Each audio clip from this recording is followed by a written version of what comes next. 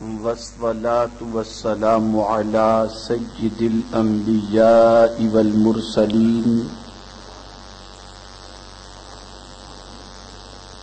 وعلى آله وأصحابه الطيبين الطاهرين أما بعد فأعوذ بالله من الشيطان الرجيم بسم الله الرحمن الرحيم إن أكرمكم عند الله أتقاكم صدق الله العظيم.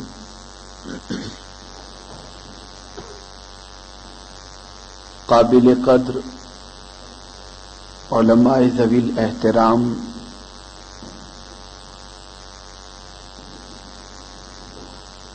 وحاضرین عرس حضور مفتی اعظم ہند علیہ الرحمۃ والرضوان، السلام علیکم ورحمۃ اللہ وبرکاتہ.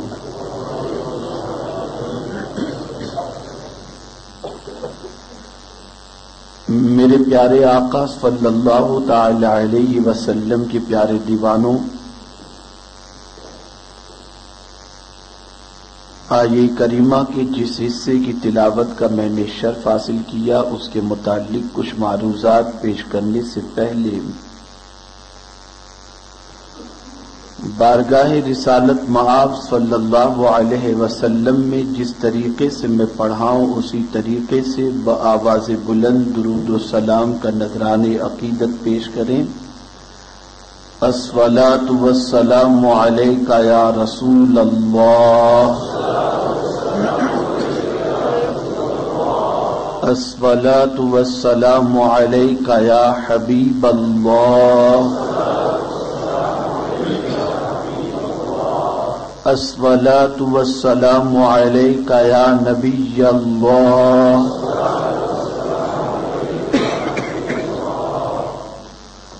الصلاۃ والسلام علیک یا نور اللہ،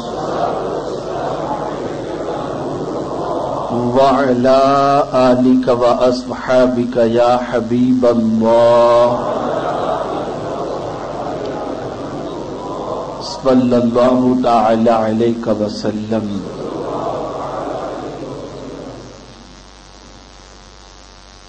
میری اور آپ کی یہ خوش نصیبی ہے کہ آج ہم سب شب وصال حضور مفتی اعظم ہند علیہ الرحمۃ والرضوان میں ان کی بارگاہ میں خراج عقیدت پیش کرنے کے لیے یہاں پر حاضر ہیں. یہ نہ سوچا جائے کہ رات کے اتنے حصے میں ٹھنڈی کے موسم کے باوجود ہمارا اور آپ کا یہاں بیٹھنا رائگاں ہوگا، بلکہ تاجدار اہل سنت سرکار سیدی حضور مفتی اعظم ہند علیہ الرحمۃ والرضوان کی ذات وہ عظیم ذات ہے کہ ان کا ذکر جمیل گناہوں کا کفارہ ہے، اس لیے کہ کسی ولی کامل کا ذکر کرنا حدیث کی روشنی میں یہ گناہوں کا کفارہ ہے.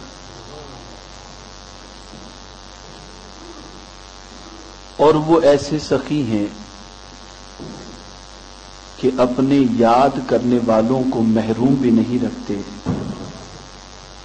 بلکہ جب دنیا میں اپنے ماننے والوں کو انہوں نے انعام و اکرام سے نوازا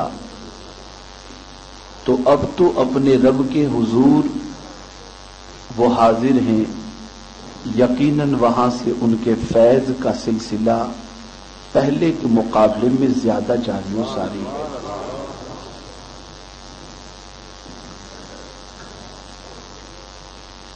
میرے پیارے آقا صلی اللہ تعالی علیہ وسلم کے پیارے دیوانوں، سرکار حضور مفتی اعظم ہند علیہ الرحمۃ والرضوان کی ذات بابرکت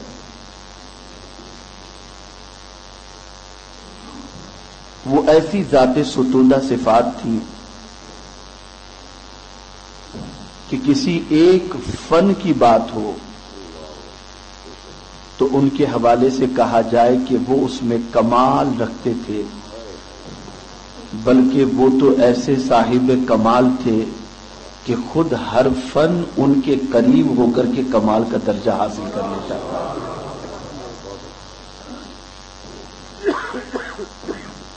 آج کے دور کی سچویشن یہ ہے کہ دنیا کے جس علاقے میں آپ انسانوں کو دیکھیں، عزت کے لیے مارے مارے پھرتے دکھائی دیں گے۔ کوئی کسی سرمایہ دار کے قریب ہونے پر عزت محسوس کرتا ہے، کوئی کسی حکومت کے ذمہ دار کے قریب ہونے میں عزت محسوس کرتا ہے،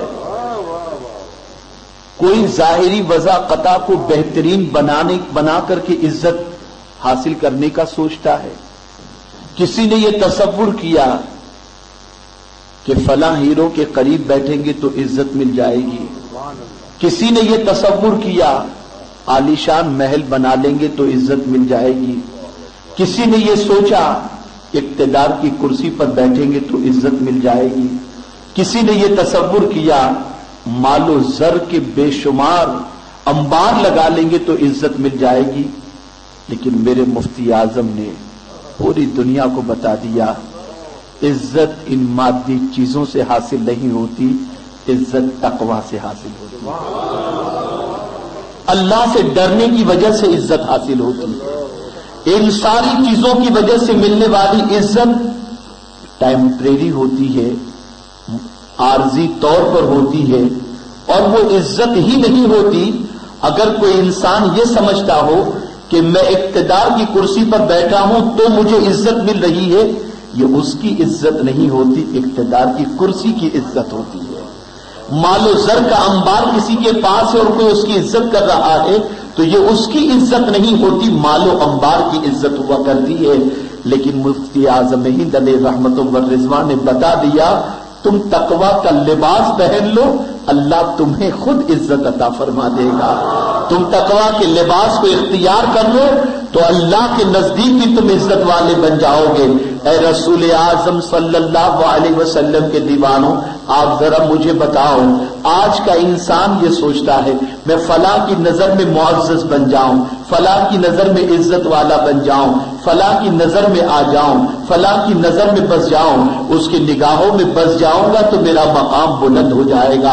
اے رسول اعظم صلی اللہ علیہ وسلم کے دیوانوں، کسی انسان کی نگاہوں میں بس جانے کی وجہ سے عزت نہیں ملا کرتی، ہاں اللہ کے ولیوں کی نگاہوں میں بس جاؤ تو یقیناً عزت مل جایا کرتی ہے، اس لیے کہ وہ خود باعزت ہوتے ہیں اور جو ان کے قریب ہو جاتا ہے اسے بھی عزت والا بنا دیا کرتے ہیں۔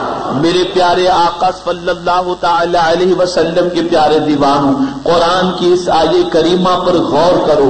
اللہ نے یہ نہیں فرمایا کہ تم اگر تقویٰ اختیار کر لو گے تو سرمایہ دار کی نظر میں تمہاری عزت بڑھ جائے گی۔ اللہ نے یہ نہیں فرمایا کہ تم تقویٰ اختیار کر لو گے تو دنیا کے بادشاہ کی نظر میں تمہاری عزت بڑھ جائے گی۔ اللہ نے یہ نہیں فرمایا کہ تم تقویٰ اختیار کرو گے تو تمہاری عزت سربراہ مملکت کے سامنے بڑھ جائے گی، بلکہ فرمایا سب سے بڑا میں ہوں، اگر میری بارگاہ میں تم عزت والے بننا چاہتے ہو تو نہ مجھے مال و زر کی ضرورت ہے، نہ تخت و تاج کی ضرورت ہے، بس تم مجھ سے ڈرو عزت والے بن جاؤ گے، تقویٰ اختیار کرو میری بارگاہ میں عزت والے بن جاؤ گے۔ ارے ایک بچہ اگر باپ سے ڈرتا ہے تو باپ کی نگاہوں میں اس کی عزت بن جاتی ہے، ایک شاگرد استاد سے ڈرے تو استاد کی نگاہوں میں اس کی عزت بن جاتی ہے، تو جو خدا سے ڈرے اس کی بارگاہ میں عزت والا نہیں بن جائے گا۔ آج مسلمانوں نے فلسفہ نہیں سمجھا، آج مسلمانوں نے اس پر توجہ نہیں دی، آج مسلمانوں کا عالم یہ ہے کہ مسلمان باعزت تو بننا چاہتا ہے، لیکن مفتی اعظم کی زندگی ہمیں درس دے رہی ہے۔ آؤ ذرا تم میری زندگی کا جائزہ لو، میرے لباس کا جائزہ لو، میری صبح و شام کا جائزہ لو، میری نشست و برخاست کا جائزہ لو، میری عادتوں کا جائزہ لو، میرے انداز زندگی کا جائزہ لو۔ کیا ان چیزوں کو اپنانے کے بعد دنیا میں مجھ سے زیادہ بھی کوئی عزت والا نظر آتا ہے؟ اگر ہو تو بتا دو، اگر نہیں تو تمہیں تسلیم کرنا پڑے گا، تم مولا سے بن جاؤ، مولا دونوں جہاں میں تمہیں عزت والا بنا دے گا۔ اے رسول اعظم صلی اللہ تعالی علیہ وسلم کے پیارے دیوانوں، میرا اپنا شعر ہے، میں اکثر کہا کرتا ہوں، نگاہ مفتی اعظم نے زندہ کر دیا دل کو، انہی کا ساتھ محشر میں عطا ہو یا رسول اللہ۔ میرے پیارے آقا صلی اللہ تعالی علیہ وسلم کے پیارے دیوانوں، تقویٰ بہت بڑے سرمایے کا نام ہے، تقویٰ بہت بڑی دولت کا نام ہے۔ آج تقویٰ کے حوالے سے اگر گفتگو کی جائے تو آپ اس کو سمجھنے کی کوشش کریں۔ تقویٰ کسے کہتے ہیں؟ ڈرنے کے معنی میں ہوتا ہے، ڈرنا۔ میرے پیارے آقا صلی اللہ تعالی علیہ وسلم کے پیارے دیوانوں، تقویٰ کے معنی بچنا بھی ہوتا ہے۔ آپ ذرا سوچو اور ذرا جائزہ لو، تقویٰ بہت اہم چیز کا نام ہے۔ قرآن مقدس کا اگر مطالعہ کریں تو آپ کو پتہ چلے گا، جہاں سے انسانی زندگی کا آغاز ہوتا ہے، زندگی سے مراد یہ ہے شادی کی زندگی کا آغاز، ایک نئی زندگی کا آغاز، ایک ایمان کی تکمیل جہاں سے ہوتی ہے، اس زندگی کا جب آغاز ہوتا ہے تو اس موقع پر بھی خطبہ نکاح کے اندر 3 آیتوں کا پڑھنا مسنون ہے، اور وہ 3 آیتوں میں بھی ذکر تقویٰ کا ملتا ہے۔ یا ایھا الناس اتقوا ربکم الذی، یا ایھا الذین آمنوا اتقوا اللہ حق تقاتہ، یا ایھا الذین آمنوا اتقوا اللہ وقولوا قولا سدیدا۔ اس زندگی کی ابتدائی نئی زندگی کا آغاز، شادی کے بعد کی زندگی کے آغاز کے سلسلے میں پہلے ہی خطبے کے اندر اس تقویٰ کے حوالے سے درس دیا جاتا ہے۔ اس کے معنی ہوتا ہے ڈرنا، اس کا معنی ہوتا ہے بچنا۔ آج اگر مسلمانوں سے یہ پوچھا جائے تم اللہ سے ڈرتے ہو یا نہیں، ہر مسلمان جواب دے گا میں اللہ سے ڈرتا ہوں۔ میں پوچھنا چاہتا ہوں، اگر تم اللہ سے ڈرتے ہو تو نماز کیوں قضا ہوتی ہے؟ اگر تم اللہ سے ڈرتے ہو تو جھوٹ کیوں بولتے ہو؟ اگر تم اللہ سے ڈرتے ہو تو گانے کیوں گنگناتے ہو؟ اگر تم اللہ سے ڈرتے ہو تو پھر دغابازی کیوں کرتے ہو؟ اگر تم اللہ سے ڈرتے ہو تو غیبت کیوں کرتے ہو؟ اگر تم اللہ سے ڈرتے ہو تو خیانت کیوں کرتے ہو؟ پتہ یہ چلا یہ ڈرنا صرف زبانی جمع خرچ کا نام ہے۔ حقیقی معنوں میں اگر اللہ سے ڈرنے کے تصور کو دیکھا جائے تو خال ہی خال انسان کی زندگی میں نظر آئے گا۔ ایک انسان کی زندگی ہے، آپ سوچیں، ایک انسان گناہوں سے بچ رہا ہے۔ تقویٰ کے ایک معنی بچنے کے بھی ہوتا ہے، لیکن بچنے کی بھی 3 قسمیں۔ ہر بچنے والا متقی نہیں، گناہ سے ہر بچنے والا متقی نہیں۔ ایک آدمی سوسائٹی میں عزت والا ہے، مقام و مرتبے والا ہے، وہ اس لیے گناہ سے بچتا ہے کہ لوگ مجھے گناہ کرتے دیکھیں گے تو ذلیل کر دیں گے، میری عزت چلی جائے گی۔ یہ اس کا گناہ سے بچنا تقویٰ نہیں کہلائے گا، اچھی چیز کہلائے گی۔ اس کا ثواب اسے ملے گا، اس کا فائدہ اسے ملے گا۔ رسوائی سے بچنے ہی کے خوف سے اگر وہ گناہ سے بچ رہا ہے تو اس کو ثواب ملے گا۔ ایک آدمی گناہ کرنا چاہتا ہے لیکن اس کے پاس اتنا مال نہیں کہ وہ گناہ کر سکے، اس وجہ سے گناہ نہیں کر رہا ہے۔ یہ گناہ سے بچنا تقویٰ نہیں کہلائے گا، لیکن اس بچنے کا بھی ثواب اسے ملے گا۔ ایک انسان گناہوں پر قدرت ہی نہیں رکھتا، لیکن دل میں خیال کرتا ہے میرے پاس یہ طاقت ہوتی تو میں گناہ کرتا، لیکن طاقت ہی نہیں، اور وہ گناہ سے بچتا ہے۔ یہ بچنا اس کے لیے مفید ضرور ہے، لیکن تقویٰ نہیں کہلائے گا۔ لیکن ایک انسان تنہائی میں ہے، کوئی دیکھنے والا بھی نہیں، مال بھی اس کے پاس موجود ہے، طاقت بھی اس کے پاس موجود ہے، اور یہ ساری چیزوں کے ہوتے ہوئے وہ گناہ سے بچ رہا ہے، اس لیے بچ رہا ہے کہ میرا مولا مجھے دیکھ رہا ہے، میرا پالنہار حقیقی مجھے دیکھ رہا ہے، میرا معبود برحق مجھے دیکھ رہا ہے۔ اب اگر کوئی شخص صرف اللہ سے ڈر کر گناہوں سے بچتا ہے تو یہ ہے تقویٰ، یہ ہے متقی ہونا۔ میرے پیارے آقا صلی اللہ تعالی علیہ وسلم کے پیارے دیوانوں، اور جب کسی کو یہ مقام مل جاتا ہے کہ وہ صرف اللہ سے ڈر کر کے اپنے وجود کو گناہوں سے بچاتا ہے، خدا کی قسم میرا کریم اسے دنیا میں بھی عزت عطا فرماتا ہے اور مرنے کے بعد بھی اسے عزت سے ہمکنار فرمائے۔ تقویٰ بہت بڑی دولت کا نام ہے، بہت بڑے سرمایے کا نام ہے۔ آج ہماری سچویشن یہ ہے کہ بہت سارے ہمارے کام ادھورے پڑے رہتے ہیں، ہم کہتے ہیں کہ یہ کام ہوتا نہیں، کوشش کے بعد بھی نہیں ہوتا، لیکن جب ایسے ہی کاموں کی فہرست ہم اللہ والوں کی زندگی میں دیکھتے ہیں تو عقل دنگ رہ جاتی ہے کہ جو نہ ہونے والے کام ہوتے ہیں وہ بھی ان کے صدقے میں ہو جاتے ہیں۔ تو قرآن کیوں ہو جاتے ہیں اس سے پردہ اٹھاتا ہے اور کہتا ہے وَمَن يَتَّقِ اللَّهَ يَجْعَلْ لَهُ مِنْ أَمْرِهِ يُسْرًا۔ جو اللہ سے ڈرتا ہے اللہ رب العزت اس کے کام کو آسان کر دیتا ہے، اس کے کام کو آسان کر دیتا ہے۔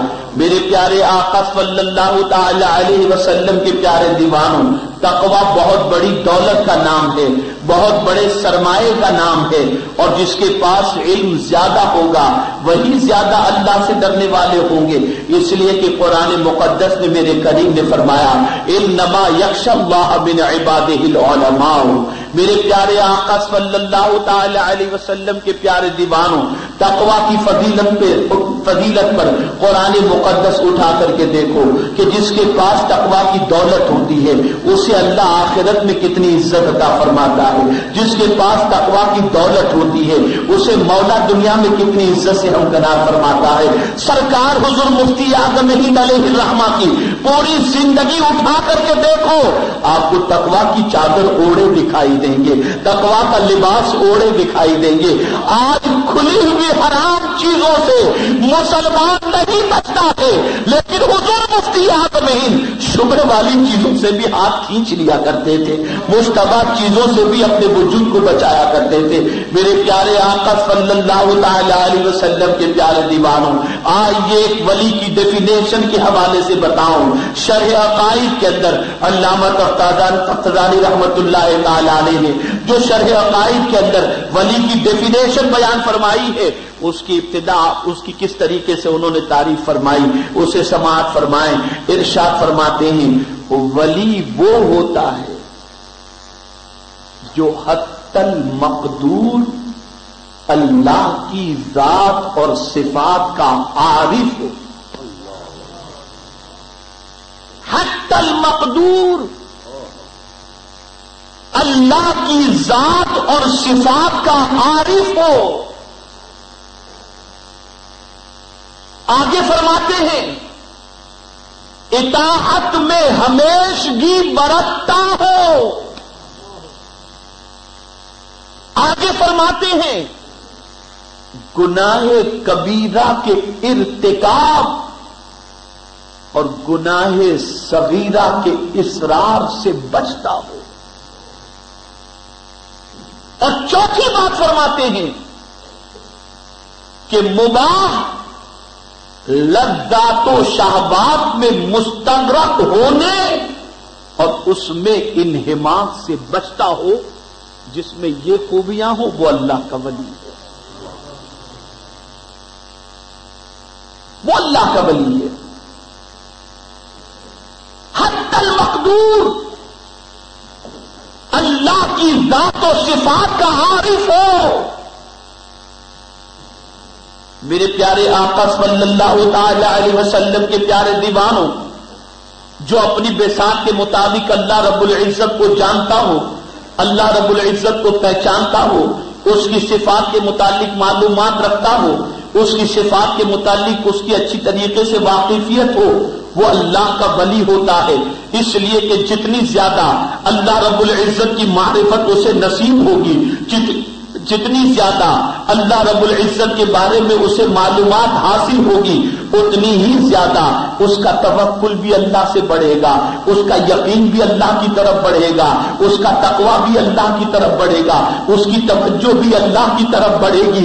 آج کا انسان بے قرار ہوتا ہے تو گناہوں کی دہلیز پر قدم رکھ کر سکون حاصل کرتا ہے، لیکن اللہ کے جو ولی ہوتے ہیں قلب مضطرب ہوتا ہے، اللہ کو یاد کر لیتے ہیں، قلب کو اطمینان مل جایا کرتا ہے، ان کا سکون اللہ کے ذکر میں ہوتا ہے، ان کا اطمینان اللہ کے ذکر میں ہوتا ہے، ان کو اطمینان اللہ کے ذکر سے ملا کرتا ہے۔ مجھے بتاؤ، سرکار حضور مفتی اعظم ہند علیہ رحمت و رضوان کی زندگی کے ایک ایک لمحے کو اٹھا کر کے دیکھو، تمہیں تسلیم کرنا پڑے گا، وہ لمحہ لمحہ یاد الہی میں نظر آتے ہیں، پل پل ذکر الہی میں مصروف نظر آتے ہیں، ان کا سونا اللہ کی یاد میں ہوتا ہے، ان کا اٹھنا اللہ کی یاد میں ہوتا ہے۔ یہاں تک فرمایا گیا کہ جب وہ سوتے تھے تو ان کے دل سے ذکر الہی کی آوازیں آیا کرتی تھی۔ اے رسول اعظم صلی اللہ علیہ وسلم کے دیوانوں، ایسا اللہ کا ذکر کرنے والا بندہ کہ جس کی زندگی ایسی ہے کہ دنیا سے کٹ کر یاد مولا میں لگا ہوا ہے، دنیا سے کٹ کر یاد الہی میں مصروف ہے۔ قرآن کہتا ہے فاذکرونی اذکرکم، قرآن کہتا ہے یا ایھا الذین آمنوا اذکروا اللہ ذکرا کثیرا۔ اور ایک خاص بات آپ کے سامنے عرض کروں، دشمن سے جب مقابلہ ہو تو قرآن کہتا ہے یا ایھا الذین آمنوا اذا لقیتم فئۃ فاثبتوا واذکروا اللہ کثیرا لعلکم تفلحون۔ آپ اندازہ لگائیے، ایک دشمن تو وہ ہے جو باہر تلوار لے کر ہمارے مقابلے کے لیے کھڑا ہے، ایک دشمن وہ ہے جو ہمارا صفحہ ہستی سے نام و نشان مٹانے کے لیے جد و جہد کر رہا ہے، ایک دشمن وہ ہے جو ہمارے مقابلے کے در پہ ہے، اور ایک دشمن وہ ہے جو ہمارے اندر ہی موجود ہے، ہمیں مولا کی یاد سے روکتا ہے، ہمیں اللہ کی محبت سے روکتا ہے، ہمیں رسول اعظم کی الفت سے روکتا ہے، ہمیں تاجدار کائنات کی محبت میں تڑپنے سے روکتا ہے، ہمیں اتباع رسول سے روکتا ہے۔ اب اس کا مقابلہ کیسے کیا جائے؟ تو قرآن کہتا ہے فاثبتوا واذکروا اللہ کثیرا لعلکم تفلحون۔ جب باہری دشمن سے مقابلے کے لیے ثابت قدم رکھتے ہوئے اللہ کا ذکر کیا جائے تو اللہ کامیابی عطا فرماتا ہے، تو اندر کے دشمن کو بھی مٹانے کے لیے اللہ کی یاد میں اگر کوئی مصروف ہو جائے تو مولا اسے کامیابی اور کامرانی سے ہمکنار فرما دیتا ہے۔ اے رسول اعظم صلی اللہ علیہ وسلم کے دیوانوں، مجھے کوئی لمحہ مفتی اعظم کا بتاؤ جو یاد الہی سے غفلت میں گزرا ہو۔ ارے وہ تو ایسے تھے کہ خود تو ذاکر تھے ہی، ان کو دیکھنے والا بھی اللہ کے ذکر میں مصروف ہو جایا کرتا ہے، ان کو دیکھ کر خدا یاد آ جائے، ان کو دیکھ کر انسان کی زبان سے بے ساختہ نکل جائے سبحان اللہ۔ اے رسول اعظم صلی اللہ تعالی علیہ وسلم کے پیارے دیوانوں، کیسے ذاکر تھے، اللہ اکبر۔ سرکار حضور مفتی اعظم ہند علیہ رحمت و رضوان تعویذات کے سلسلے میں بڑے مشہور رہے، اور خدمت خلق اس طریقے سے آپ فرماتے تھے، ہما وقت قلم یہ آیا اسے تعویذ میں کیا لکھتے تھے؟ اللہ کا ذکر ہی تو، بسم اللہ الرحمن الرحیم، پھر اس کے بعد جو کچھ لکھنا ہوتا ہے، جس مرض کے ازالے کے لیے بندہ آیا ہے اس مرض کے ازالے کے لیے تعویذ لکھتے تھے اور اس کے حوالے سے دعائیں۔ لیکن آج ہم لوگ بھی تبلیغ کے نام پر نکلے ہیں اور دعوت و تبلیغ کے فریضے کو انجام دینے کی کوشش کرتے ہیں، لیکن ہماری تبلیغ کا انداز کیا ہے؟ مجمع اکٹھا کیا جائے، پوسٹر شائع ہو، مجمع جم جائے، پھر ہم اللہ اور اس کے رسول کی بات کرتے ہیں. اے مفتی اعظم، آپ کی عظمتوں کو سلام. آپ کے لیے رات کو کوئی مجمع نہیں سجایا جاتا تھا، بلکہ آپ کا عالم یہ تھا جہاں بیٹھے مرید بننے آئے تو تقریر شروع ہو گئی، تعویذ لینے آیا تقریر شروع ہو گئی. ہم رات کو 1.5 گھنٹہ بولتے ہیں اور مفتی اعظم کا عالم یہ تھا، وہ صبح بھی بول رہے ہیں، دوپہر بھی بول رہے ہیں، شام کو بھی بول رہے ہیں. ان کی تبلیغ کا عالم یہ ہے کہ یہ نہیں سوچتے میں نصیحت کروں گا تو اس کو اچھا لگے گا یا برا لگے گا.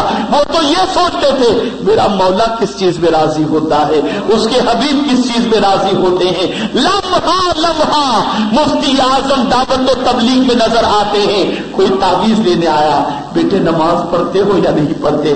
جب وہ خاموش رہتا تو فرماتے بیٹا 5 وقتہ نماز نہیں پڑھو گے تو مصیبت نہیں آئے گی تو کیا آئے گا؟ وعدہ کرو آج سے 5 وقتہ نماز پڑھو گے، تم ادھر نماز پڑھو تمہاری مصیبتیں دور ہو جائے گی. کوئی داڑھی پر اسوایا ہوا آدمی آتا، مفتی اعظم نصیحت فرماتے داڑھی رکھو تمہاری مصیبتیں چلی جائیں گی. مفتی اعظم نے بڑا تبلیغ کا نرالا انداز اختیار کر لیا تھا. اللہ اکبر! اے رسول اعظم صلی اللہ علیہ وسلم کے دیوانوں، میں نے تبلیغ کرنے والا ایسا نہیں دیکھا جس کا عالم ایسا ہو کہ جو صبح و شام اس طریقے سے تبلیغ کرتا ہو. ہم مجمع کا انتظار کرتے ہیں اور مفتی اعظم کا عالم یہ تھا کہ مجمع ان کا انتظار کرتا تھا. اللہ اکبر! میرے پیارے آقا صلی اللہ تعالی علیہ وسلم کے پیارے دیوانوں، مفتی اعظم ہند علیہ رحمت و رضوان نے کبھی کسی انسان کی مروت نہیں کی اس اعتبار سے کہ میں حق بات کہوں گا تو اس کی ناراضگی ہو جائے گی، بلکہ مفتی اعظم ہند علیہ رحمہ کا عالم یہ تھا ہمیشہ پیش نظر مولا کی رضا رہتی تھی، اس کے پیارے محبوب صلی اللہ علیہ وسلم کی رضا رہتی تھی. مجھ سے پیشتر یقیناً کئی علماء نے اور طلباء نے خطاب فرمایا اور آپ نے سنا ہوگا. حضور مفتی اعظم ہند علیہ رحمہ کی ولادت کے وقت ہی اعلی حضرت کو جو بشارت دی گئی، اعلی حضرت عظیم البرکت کو جو ان کے حوالے سے کہا گیا اور ان کا نام رکھا گیا، مجھے تو حیرت ہوتی ہے. میں کبھی محرم کے مہینے کو سوچتا ہوں اور مفتی اعظم کے حوالے سے بشارت کو سوچتا ہوں تو اس طریقے سے مجھے مثال نظر آتی ہے، اس طریقے سے مجھے اس طریقے سے مساوات نظر آتا ہے کہ اللہ اکبر! ادھر سیدنا امام حسین بھی پیدا ہوئے، رسول اعظم نے ان کے حوالے سے فرمایا تھا یہ نوجوانان جنت کا سردار ہے.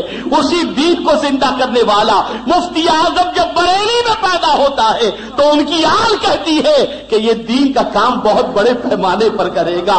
ادھر بھی بشارت نظر آتی ہے، ادھر بھی بشارت نظر آتی ہے، اور کیفیت یہ ہے کہ امام عالی مقام نے سجدے میں جان دے دی اور نبی کی عظمتوں کا ڈنکا بجا دیا. مفتی اعظم نے وصال کے بعد صدر پوشی کر کے بتا دیا اے امام تم کربلا میں سجدہ دے کر، سجدے میں جان دے کر نبی کی شریعت کو زندہ کر رہے ہو اور میں جاتے جاتے انگلیوں سے صدر پوشی کر کے نبی کی شریعت پر عمل کر رہا ہوں. اے امام حسین آپ کی عظمتوں کو سلام.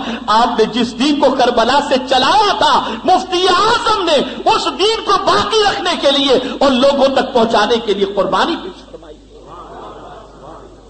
اے رسول اعظم صلی اللہ علیہ وسلم کے دیوانوں، آسمانوں پہ اڑ جانا یہ کمال کی بات نہیں ہے، شریعت پر ثابت قدم رہنا یہ کمال کی بات ہے. اللہ اور اس کے رسول کے حکم کی پاسداری یہ کمال کی بات ہے. اور مفتی اعظم نے یہ کر کے بتایا، کہہ کر کے نہیں. کہتے تو بہت کم تھے، کرتے زیادہ تھے. ہم کہتے زیادہ ہے اور کرتے برائے نام بھی نہیں ہے. ہمیں کہتے دیکھ کر جلدی سے لوگ اسلام کی طرف مائل نہیں ہوتے اور انہیں کرتے دیکھ کر ہزاروں اسلام سے وابستہ ہو جایا کرتے تھے. اس لیے کہ رسول اعظم نے جب پہلی دعوت پیش فرمائی تھی تو لوگوں نے دلیل مانگی تھی کہ آپ جس دین حق کی تبلیغ کرتے ہیں اس دین کے سچے ہونے کی دلیل کیا ہے؟ تو سرکار نے یہی کہا تھا فقد لبثت فیکم عمرا من قبلہ افلا تعقلون. میری زندگی تمہارے درمیان گزری ہے، آج سے پہلے میں نے اپنی زندگی کے لمحات تمہارے درمیان گزارے ہیں. بتاؤ کوئی ایک لمحہ بھی داغدار بتا دو، میری دعوت کو قبول مت کرنا. مت کرنا میری دعوت کو قبول. میں چیلنج کے ساتھ کہتا ہوں، مفتی اعظم کا کوئی ایک لمحہ تم زندگی کا داغدار بتا دو، میں تم کو چیلنج کے ساتھ کہتا ہوں جو کہو گے وہ سزا بھگتنے کے لیے تیار ہوں، لیکن کوئی پیش نہیں کر سکتا، کوئی پیش نہیں کر سکتا. وہ عارف باللہ تھے، وہ اپنی جگہ کے اپنے وقت کے سرمست تھے، وہ اپنے وقت کے منصور تھے، وہ ایسے عابد و زاہد تھے کہ عبادت خود ان پر ناز کیا کرتی تھی. آپ اندازہ لگائیں، آج تھوڑی کمر میں درد ہو تو بیٹھ کر کے کرسی پر ہم نماز پڑھتے ہیں، تھوڑے سے گٹھن میں درد ہو تو کرسی مسجد میں لگوا دیتے ہیں. اے مفتی اعظم، آپ کی عظمتوں پر قربان. بمبے کی سرزمین کے اوپر ایک شخص جب مفتی اعظم ہند علیہ الرحمہ مسجد میں نماز کے لیے تشریف لے گئے تو ایک شخص کو دیکھا بیٹھ کر نماز پڑھ رہا ہے جس کی ایک ٹانگ نہیں تھی. حضور مفتی اعظم ہند علیہ الرحمہ کھڑے رہ گئے. اس نے نماز مکمل کی تو حضور مفتی اعظم ہند علیہ الرحمہ نے اس کی طبیعت پوچھی، پھر اسے آہستہ سے کھڑا کیا، بیٹے کھڑے ہو جاؤ.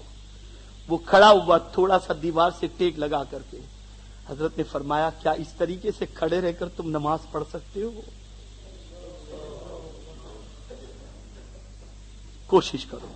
اس نے کہا ہاں. کہا پھر تمہارے لیے قیام فرض ہے. اس عالم میں بھی تم بیٹھ کر نماز نہیں پڑھ سکتے. آپ اندازہ لگائیے اور پوری مفتی اعظم کی زندگی اٹھا کر کے دیکھو تو پتہ چلے گا کہ انہوں نے شریعت کو زندہ کر کے بتایا ہے، اپنی لائف سے، اپنے انداز زندگی سے، اپنی صبح و شام سے. اور انہوں نے دنیا والوں کو درس دیا، اے دنیا میں بسنے والوں، آج پوری دنیا تمہیں دیکھ رہی ہے، مجھے بھی دیکھ رہی ہے. تم اسلام کے آئیڈیل بن جاؤ، اسلام کے سانچے میں ڈھل جاؤ، تمہاری زندگی کو دیکھ کر لوگ خود بخود کلمہ پڑھنے پر مجبور ہو جائیں گے. کسی کا خوف نہیں تھا حضور مفتی اعظم. میں پہلے اس جز کی طرف گفتگو کر لوں. ذکر جو عارف باللہ ہوتا ہے، جو ولی ہوتا ہے، وہ حتی المقدور اللہ کی ذات و صفات کا عارف ہوتا ہے. اور جب وہ اللہ کی ذات و صفات کا عارف ہونا تو قرآن اس کی کیفیت کو بیان کرتا ہے. تتجافى جنوبهم عن المضاجع يدعون ربهم خوفا. اور ایک مقام پر رب فرماتا ہے والذین یبیتون لربهم سجدا وقیاما. وہ راتوں کو سجدے اور قیام میں گزار دیتے ہیں. اے مسلمانوں ذرا سوچو، جائزہ لو. اللہ والوں کی راتیں سجدے اور قیام میں گزر جاتی ہیں. ایک رات میں مفتی اعظم کی آپ کے سامنے پیش کرتا ہوں. ایک رات جناب ہارون صاحب ممبئی کے رہنے والے، ان کے گھر حضرت کا قیام تھا. مریدوں کا جھمگھٹا، آنے جانے والوں کی بھیڑ، حضرت لوگوں کو تعویذ دے رہے ہیں، لوگ بیعت ہو رہے ہیں، سب کچھ ہو رہا ہے. پھر حضرت نے جناب ہارون صاحب سے فرمایا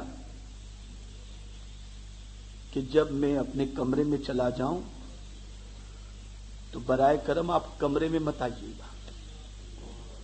منع فرما دیا حضرت نے، کمرے میں مت آئیے گا. حضرت چلے گئے کمرے میں. لوگوں کا حال یہ رہا کہ ایک ایک کر کے لوگ جانے لگے. جب سب کا کام ہو گیا اور پھر حضرت اپنے حجرے میں کمرے میں تشریف لے گئے، ایک ایک کر کے لوگ جانے لگے. ہارون صاحب سب کو رخصت کرنے میں لگے رہے. جب سب چلے گئے تو خیال پیدا ہوا کہ حضرت نے تو کھانا نہیں کھایا.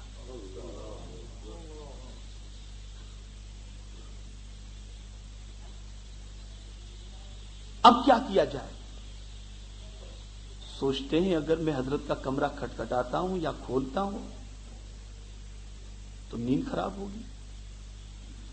اور اگر کچھ پیش نہیں کرتا ہوں تو حضرت بھوکے سو جائیں گے، کیا کروں؟ اسی شش و پنج میں ہوتے ہیں کہ عشق غالب ہو جاتا ہے اور سوچتے ہیں چلو دودھ کا ایک گلاس ہی لے کر کے میں حضرت کے کمرے میں پہنچ جاؤں۔ دودھ کا گلاس لیا انہوں نے، کمرے میں داخل ہوئے، داخل ہوتے ہی بے ہوش ہو گئے۔ ہارون صاحب فرماتے ہیں میں نے حضرت کے جسم کے الگ الگ ٹکڑے دیکھے اور مجھے یہ ہوا کہ شاید کسی نے حضرت کو شہید کر دیا ہے، اور فوراً گرے، بے ہوش ہو گئے۔ نیچے قالین، اس قالین کے اوپر دودھ گرا۔ حضرت جب ان کو ہوش آیا تو ہارون صاحب کہتے ہیں میں نے اپنے سامنے حضرت کو پایا۔ حضرت کے ہارون صاحب کے گھر والے بھی سب پریشان تھے کہ ماجرا کیا ہے۔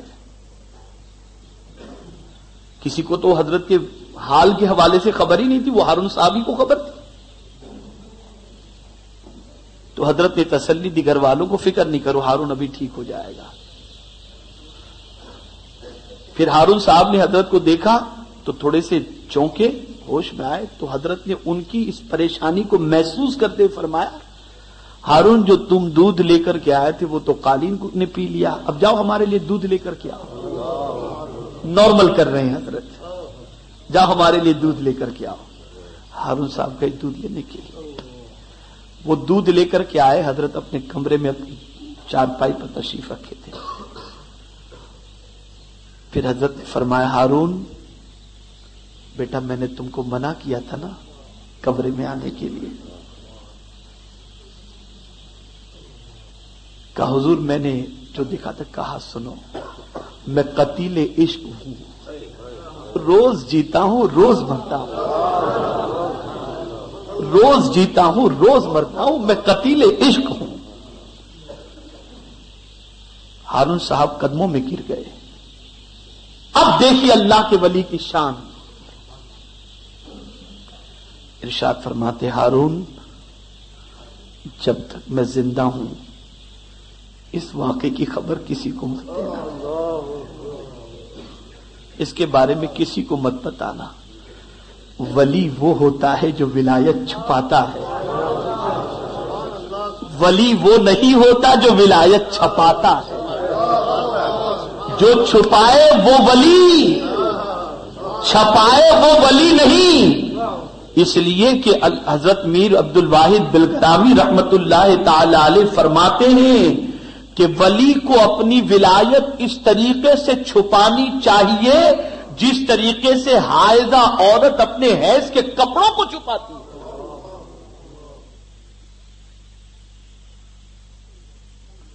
اور آج مجھے اس پر کوئی تبصرہ نہیں کرنا، مجھے تو میرے شیخ کی گفتگو کرنی ہے، اس سرمست کی گفتگو کرنی ہے جو جیتا بھی تھا تو مولا کے لیے، جس کا لمحہ لمحہ گزرتا تھا تو یاد الہی کے اندر، جس کی صبح ہوتی تھی تو یاد الہی کے اندر، جس کی شام ہوتی تھی تو یاد الہی کے اندر۔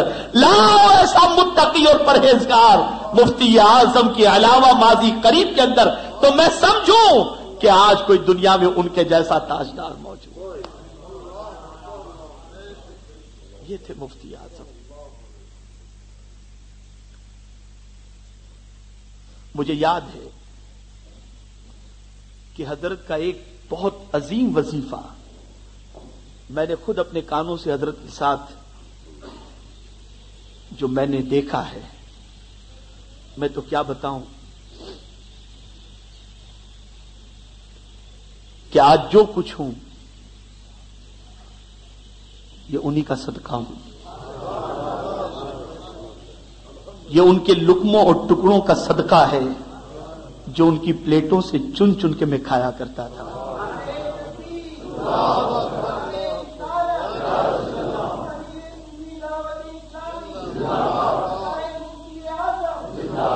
کچھ دنوں تک حضرت کی صحبت سے استفادے کا موقع ملا، اتنی شفقت فرماتے تھے کہ بالکل اپنے بازو میں بٹھاتے تھے اور حضرت ہی کی پلیٹ سے میں کھایا کرتا تھا۔ چھوٹا تھا، کرم فرماتے تھے. ایک بار کا واقعہ میں آپ کو بتاؤں.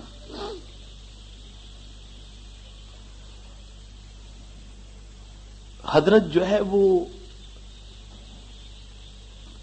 اذان سے پہلے ہی نماز کی تیاری میں مصروف ہو جاتے تھے، اور اس آیت پر عمل میں نے جتنے لوگ دیکھے ہیں، جتنے بزرگ دیکھے ہیں،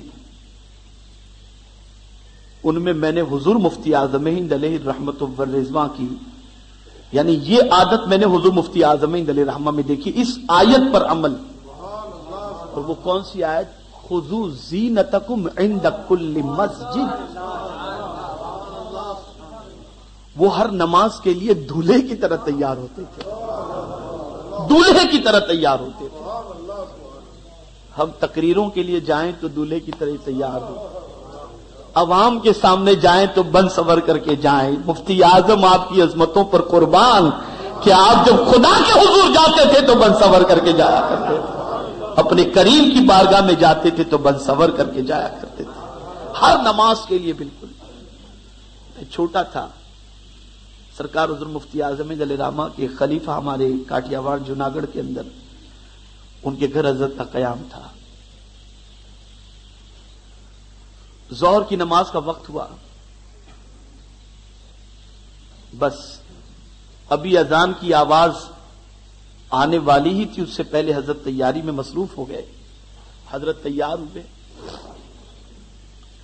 اور تیار ہو کر کے مسجد کے لیے نکلے. اب حضرت جب نکلتے تو جتنے بیٹھے ہوتے سب کے سب مسجد کی طرف. بلکہ اگر میں یہ کہوں تو بیجا نہ ہوگا کہ جس دیہات اور شہر میں حضرت چلے جاتے، اس دیہات اور شہر کی مسجدوں میں ہر نماز میں عید کا منظر نظر آتا. عید کا منظر، کچا کچ مسجد بھری ہوئی نظر آتی.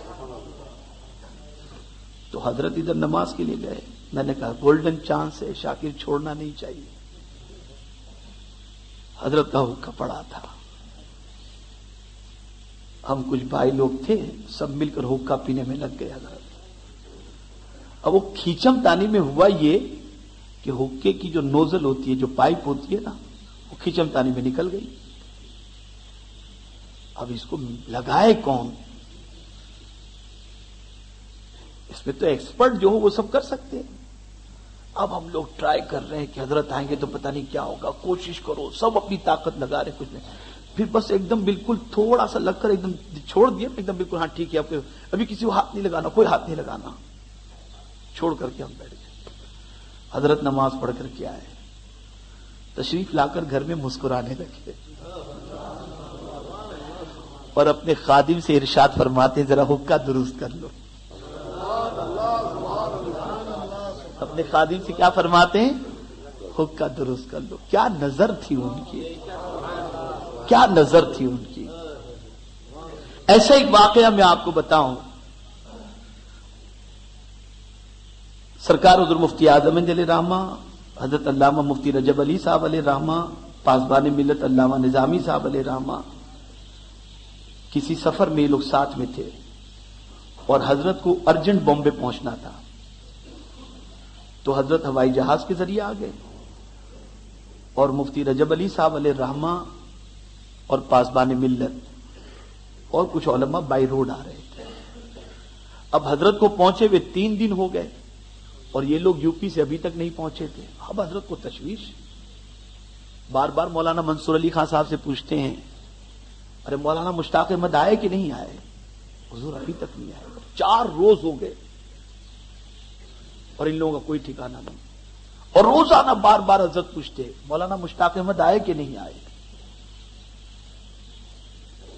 جب دن زیادہ گزر گئے، یعنی 4 دن ہو گئے، تو 4 دن کے بعد حضرت نے فرمایا اچھا چلو آؤ سب بیٹھو.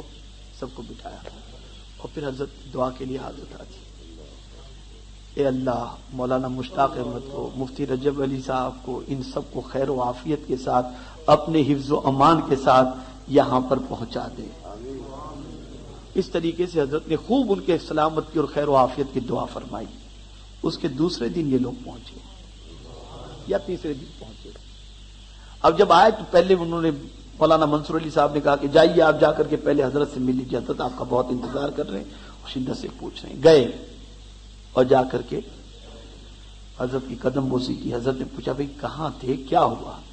کہا حضرت کیا بتائیں, راستے میں آ رہے تھے, گاڑی جو ہے وہ پلٹی کھا گئی, ایک درخت سے ٹکرا گئی, اور یعنی پہاڑی سے گاڑی جو ہے وہ پھسلی اور پلٹی کھا گئی, لیکن درخت سے ٹکرا کر کے گاڑی بچ گئی اور ہم لوگ بھی بچ گئے. ایسا محسوس ہوا جیسے کسی نے ہاتھ سے ہماری گاڑی کو روک دیا, کسی نے ہاتھ سے ہماری گاڑی کو روک دیا ہو. گفتگو حضرت سے انہوں نے کر لی, بات ختم ہو گئی. پھر علماء سب بیٹھے تو ان سے سب گفتگو شروع ہوئی, ایسا ہوا, سفر کی رودات بیان کرنے لگے. تو مولانا منصور علی صاحب نے کہا کہ یہ واقعہ کب رونما ہوا تھا اور آپ کو کب محسوس ہوا تھا کہ ہاتھ سے کسی نے گاڑی روکی؟ انہوں نے جو وقت بتایا, جو ٹائم بتایا, وہ وقت وہی تھا جب مفتی اعظم دعا کر رہے تھے. دعا کے لیے جب انہوں نے ہاتھ اٹھائے تھے تو وہ بمبئی میں رہ کر کے ان کی نظر ان مسافروں پر تھی جو مسافر راستے میں حادثے کے شکار ہو رہے تھے, اور پھر اپنے دستے کرم سے انہوں نے مدد فرمائی. یقیناً وہ نائب غوث اعظم تھے, اس میں کوئی شک کی گنجائش نہیں. اور پھر سنو,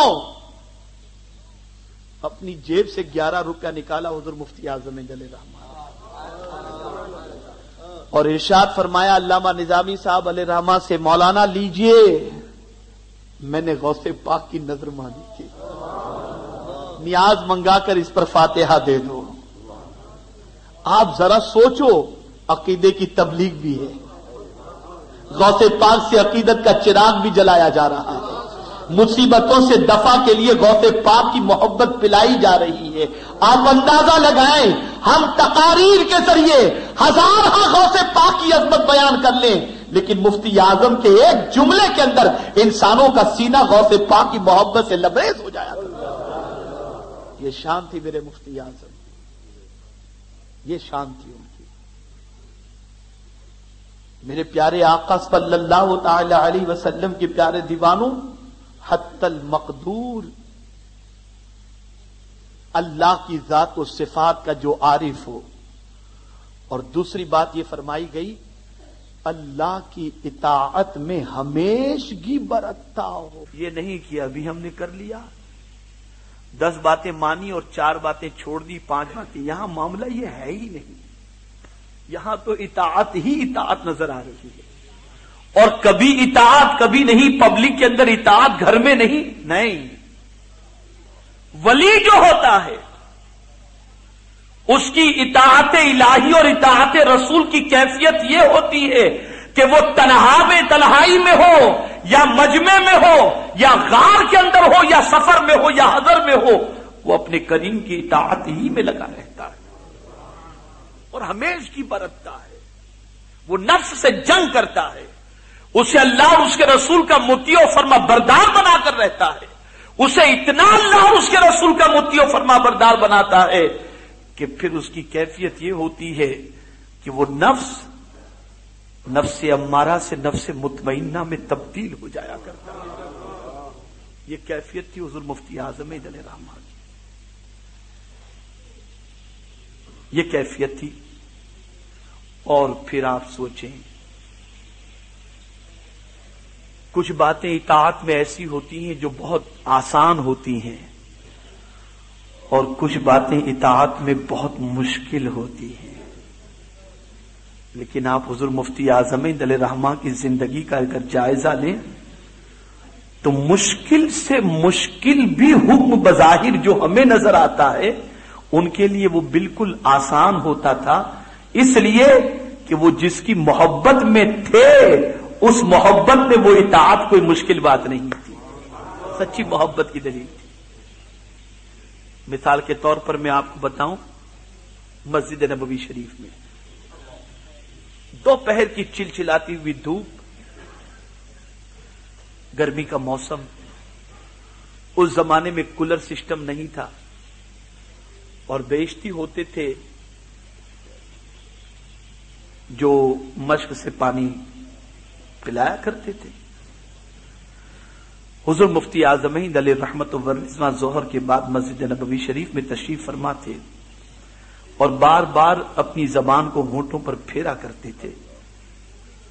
مرید نے محسوس کیا کہ شاید حضرت کو پیاس لگی ہے، تو پانی پلانے والے گھوم رہے تھے بیشتی لوگ،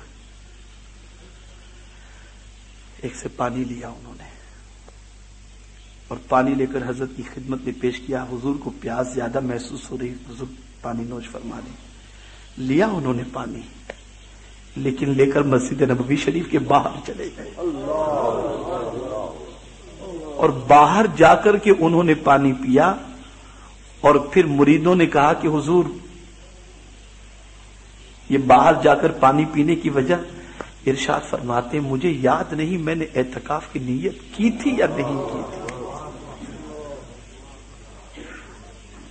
مجھے بتاؤ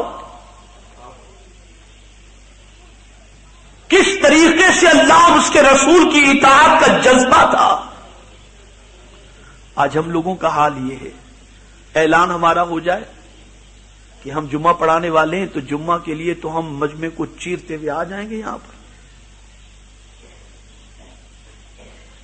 لیکن الجامعۃ الاشرفیہ مبارک پور میں حضور مفتی اعظم ہند علیہ رحمت و رضوان کے جمعہ پڑھانے کا اعلان ہوا۔ حضرت نکلے، راستے میں کسی وجہ سے تاخیر ہو گئی، چاہے وہ گاڑی کی خرابی یا گاڑی کا لیٹ ہو جانا، اور جب مبارک پور اشرفیہ حضرت پہنچے تو امام صاحب بیان کر رہے تھے اور مجمع کھچا کھچ تھا۔ حضور مفتی اعظم ہند علیہ رحمت و رضوان جب پہنچے تو کڑی دھوپ کے اندر لوگ جہاں بیٹھے تھے وہاں جا کر چپ چاپ بیٹھ گئے۔ حضور بحر العلوم مفتی عبد المنان صاحب مدث اللہ العالی نے عرض کیا کہ حضور دھوپ آگے چلے اندر۔ کہا مفتی صاحب حضور کی حدیث یاد نہیں ہے آپ کو کہ لوگوں کے کاندھوں کو پھلانگ کر کے جانے والے کے سلسلے میں حضور نے کیا فرمایا ہے؟ ان کے نزدیک عزت آگے جانے میں نہیں تھی، نبی کی حدیث پر عمل کرنے میں تھی، وہ اس کو اپنی توہین نہیں سمجھتے تھے۔ آج مسلمانوں کا حال یہ ہے کہ وہ نبی کی اداؤں پر عمل کرنے میں بے عزتی تصور کرتے ہیں۔ خدا کی قسم مفتی اعظم سے 10 لو، نبی کی تعلیم پر عمل کرنا یہی عزت کا سب سے بڑا ذریعہ ہے۔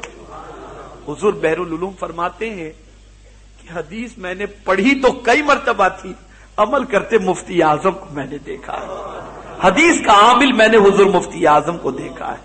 آپ اندازہ لگائیں یہ کیفیت تھی، یہ حال تھا اللہ اور اس کے رسول جل جلالہ و صلی اللہ علیہ وسلم کی اطاعت کا۔ ایک صاحب سفر کے اندر سرکار حضور مفتی اعظم ہند علیہ رحمت و رضوان سے ٹرین ہی کے اندر گزارش کرتے ہیں کہ حضور یہ تکلیف نقش عطا فرمائیں۔ سرکار حضور مفتی اعظم ہند علیہ رحمت و رضوان نے فرمایا کاغذ لے آئیے، اس پر نقش لکھ دیتا ہوں۔ کاغذ لایا گیا، آپ نے اس پر نقش لکھے اور عادت کے مطابق جتنے نقوش کی ضرورت تھی اتنے نقوش آپ نے اس کاغذ سے پھاڑے اور اس کے بعد وہ نقوش ان کو دے دیے، کاغذ ہاتھ میں رہ گیا۔ وہ شخص بازو کے ڈبے میں تھا، لے کر کے چلا گیا، اس کے جاتے دوسرے صاحب کھڑے ہو گئے، حضور مجھے بھی ایک نقش چاہیے۔ حضرت نے فرمایا کاغذ لے آؤ۔ وہ عرض کرتا ہے حضور یہ آپ کے ہاتھ میں تو باقی کاغذ موجود ہے، نہیں اس پر لکھتے ہیں۔ ارشاد فرماتے ہیں میں نے اس کاغذ کے مالک سے اجازت نہیں لی ہے، میں اس کی اجازت کے بغیر اس کے کاغذ کا استعمال کیسے کروں؟ جو شخص ایک معمولی کاغذ کے استعمال کے حوالے سے اللہ اور اس کے رسول کا اتنا خوف رکھتا ہو، لاؤ آج ایسا کوئی شخص، لاؤ ایسا کوئی شخص۔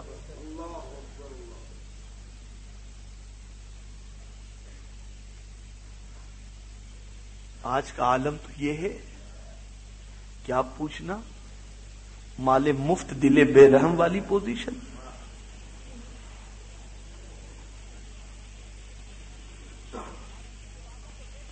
تجارت کرنے والوں کو دیکھو، جو ملا جس کا ملا کھا جاؤ، الا ماشاء اللہ. بھول چکے ہیں یہ ساری چیزیں. مفتی اعظم کا عرس ہم منا رہے ہیں آج، ہمیں مفتی اعظم کے ان کردار کو زندہ کرنا ہے، ان کے نقش قدم پر چلتے ہوئے اپنی زندگی کو گزارنے کی کوشش کرنی. اطاعت پر ہمیشہ کی، یہ دونوں جز مفتی اعظم کی زندگی میں آپ دیکھ لیں. اللہ کا ذکر بھی آپ کو ملے گا، اللہ کی معرفت کی دولت بھی آپ کو ملے گی، اور ساتھ ہی ساتھ اطاعت الہی و اطاعت رسول صلی اللہ علیہ وسلم کے جذبے سے سرشار ہونے کی کیفیت بھی سرکار حضور مفتی اعظم علیہ رحمہ کی زندگی میں آپ کو ملے گی. اب تیسرا جز فرمایا گیا، گناہ کبیرہ کے ارتکاب اور گناہ صغیرہ کے اصرار سے پرہیز کرتا ہو. گناہ صغیرہ بہت سارے ہیں، بہت سارے ہیں گناہ صغیرہ، اور آدمی اس گناہ صغیرہ کو مسلسل کرتا رہتا ہے، پھر وہ گناہ کبیرہ کی شکل اختیار کر لیتا ہے. لیکن ولی جو ہوتا ہے وہ گناہ کبائر سے تو گناہ کبائر کے ارتکاب سے تو بچتا ہی ہے، گناہ صغائر کے اصرار سے بھی وہ پرہیز کرتا ہے. اب گناہ کبیرہ آپ دیکھیں کئی شمار کیے گئے ہیں، لیکن اس میں آپ ماں باپ ہی کے معاملے کو لے لیجئے.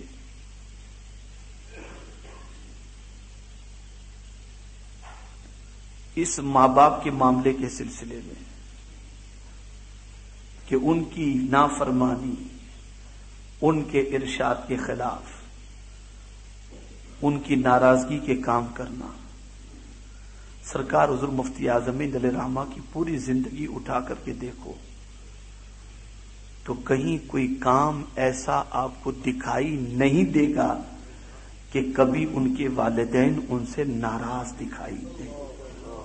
نماز وغیرہ کا مسئلہ تو یہ جتنے بھی بظاہر عام انسان جن کبیرہ گناہوں میں ملوث ہے، اس کا تو حضور مفتی اعظم علیہ رحمہ کے حوالے سے تصور ہی نہیں کیا جا سکتا، سوچا بھی نہیں جا سکتا کہ ان کے ذہن میں کبھی ان گناہوں کا خیال بھی آیا ہو. کرنا تو بہت دور کی بات ہے، خیال بھی آیا ہو.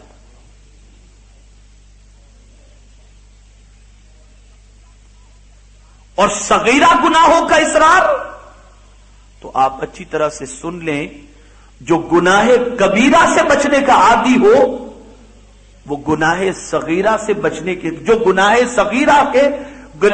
صغیرہ سے بچنے کا عادی ہو وہ گناہ کبیرہ کی طرف کبھی بڑھ ہی نہیں سکتا. تو حضور مفتی اعظم علیہ رحمت والرضوان ان ساری چیزوں سے بھی بچے ہوئے تھے. اب جو بات ہے نا وہ اور زیادہ سمجھنے کی ہے. میں بڑی معذرت کے ساتھ یہ بات عرض کرنے جا رہا ہوں. چوتھی صفت، چوتھا جز، مباح، لذات و شہوات میں مستغرق اور اس میں اس کے مرتکب ہونے سے بچتا ہو.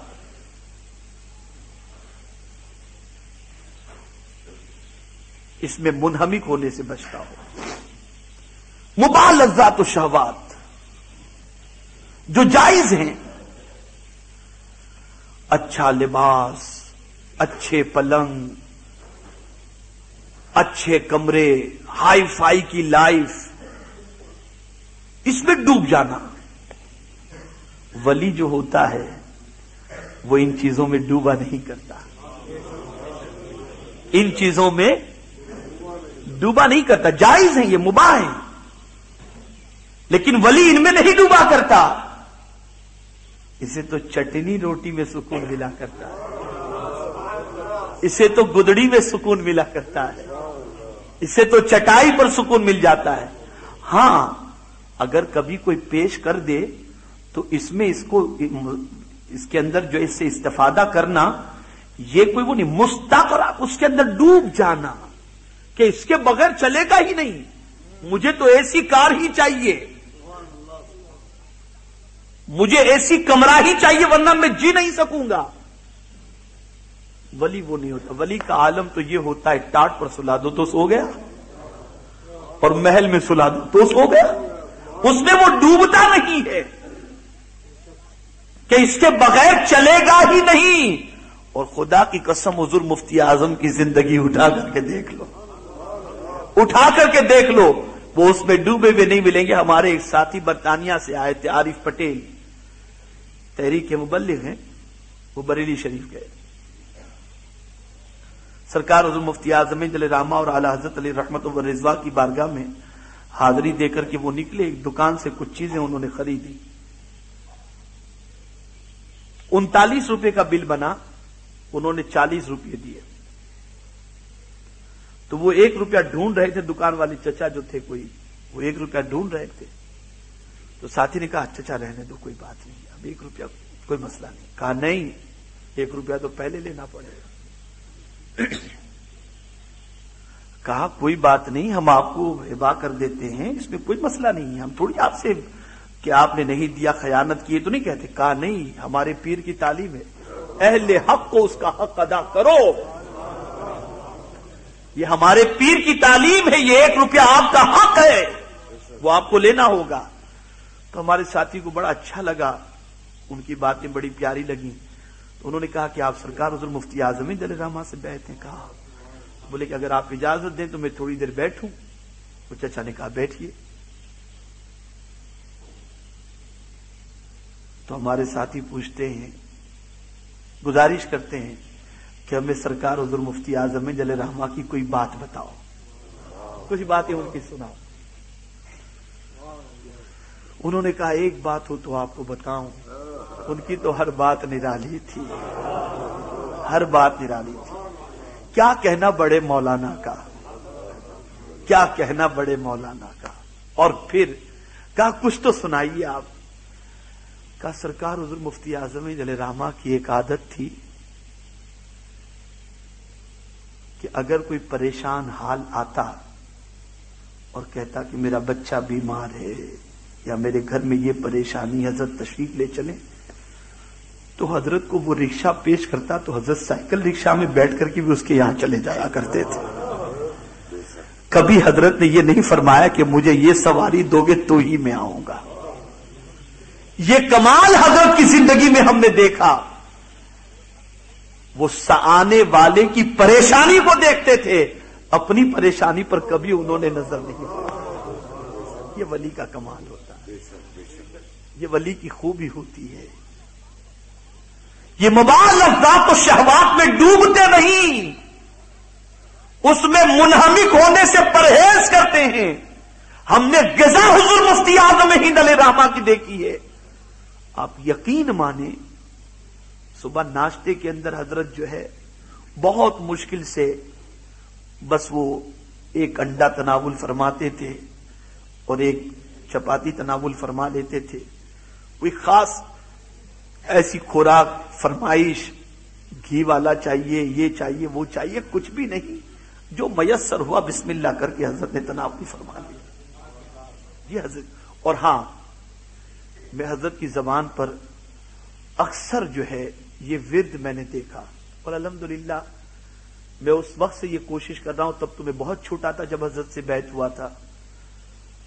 लेकिन जब हजरत की बातें कुछ उम्र गुजरने के बाद याद आती रही, पढ़ते गए हजरत की जिंदगी को, तो हजरत का वो अमल हमारे दिलो दिमाग के ऊपर जो है बिल्कुल छा गया और याद आने लगा। वो ये था, या हय्यु या कय्यूम बिरहमतिका अस्तगीथ। इस अमल को अपनाओ आप। बल्कि एक रिवायत में तो यहां तक कि ये इसमें आजम है, ये इसमें आजम है। हजरत अक्सर ये पढ़ते थे, गाड़ी में बैठ गए, یا حی یا قیوم برحمتک استغیث. اور ایک کمال کی بات میں آپ کو بتاؤں، ہم تو اٹھتے ہیں تو اف، تھک جاتے تو لیکن خدا کی قسم میں نے مفتی اعظم کو کبھی اف کرتے نہیں دیکھا. اللہ اللہ، کروٹ لیتے تھے تو اللہ، اٹھتے تھے تو اللہ، بیٹھتے تھے تو اللہ، پوری زندگی اللہ کی یاد میں انہوں نے گزار دی. اف اور دور تک کہیں نہیں تھا. وہ اس طرح سے ڈوبے ہوئے تھے اپنے مولا کی یاد کے اندر. ان کی تسکین کا سامان، اس لیے کہ اف کہیں گے تو آدمی آگے ہاتھ پکڑنے کے لیے کھڑا ہوگا نا، کسی کے سہارے کی کیا ضرورت ہے.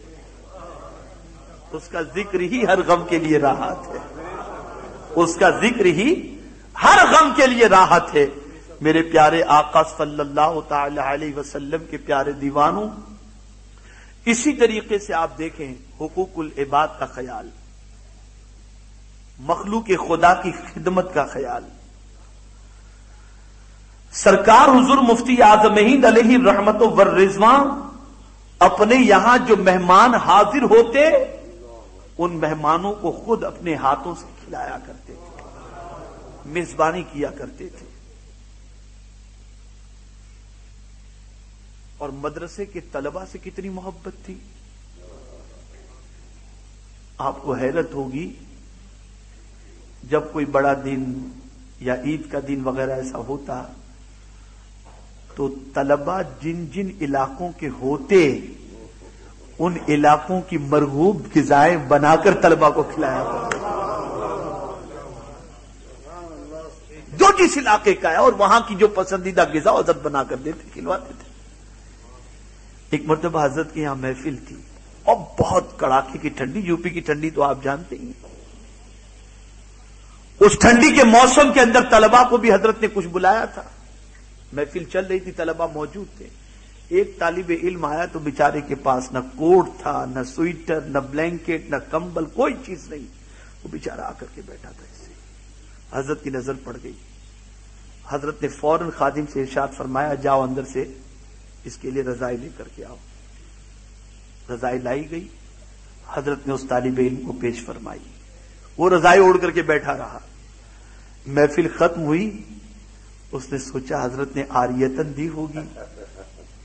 جاتے جاتے وہ رضائی چھوڑ کر کے جانے لگا. حضرت نے فرمایا بیٹا یہ آپ ہی کے لیے ہے، آپ لے کر کے.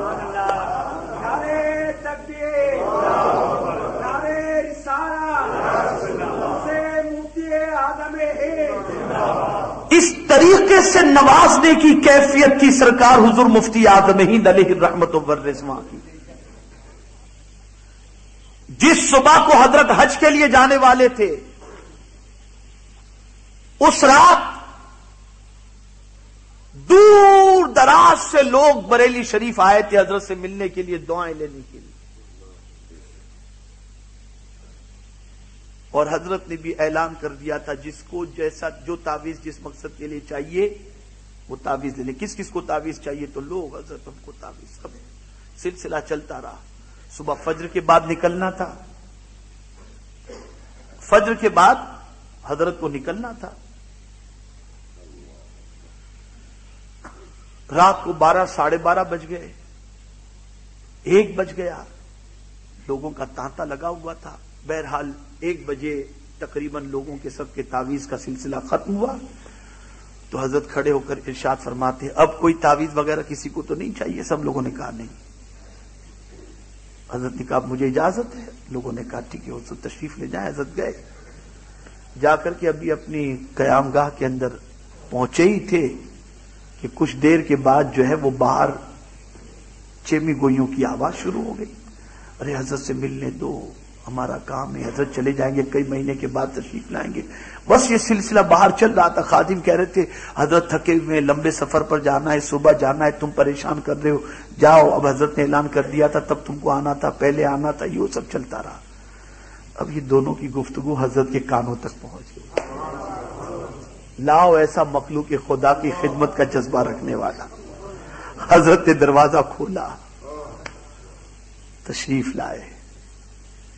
میں ابھی کچھ باتیں سن رہا تھا، کیا معاملہ تھا؟ اب وہاں حضرت کے سامنے جھوٹ بولنے کی کس کو جسارت؟ عرض کرنے لگے حضور یہ صاحب تعویذ کے لیے آئے تھے، تو کیا کہا تم نے ان سے؟ کہا حضور میں نے ان سے کہا کہ حضرت آرام کے لیے تشریف لے گئے ہیں اور جب تک دینا تھا تب تک دیے، تب تم نہیں آئے۔ حضرت نے فرمایا ایسا تمہیں نہیں کرنا چاہیے تھا، مجھے جگانا چاہیے تھا۔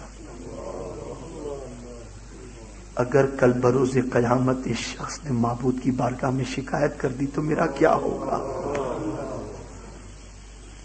پھر اس شخص کو تعویذ بنا کر دے رہے ہیں۔ اب وہ شخص بھی دریا بہتا ہوا دیکھا، سوچا آج خوب نہا لیں اس کے اندر، تو ایک نہیں 13 تعویذ دیے اس نے۔ لیکن خدا کی قسم حضور مفتی اعظم ہند علیہ رحمت و رضوان کی پیشانی پر شکن تک نہیں آیا کہ تو کیسا ظالم ہے کہ مجھ سے ایک کی بجائے 13 تعویذ لے رہا ہے۔ دے رہے بیٹا اب تو کچھ، اب اور کچھ چاہیے؟ کہانی بس حضور بہت بڑا کرم آپ نے فرمایا، حضرت تشریف لے گئے۔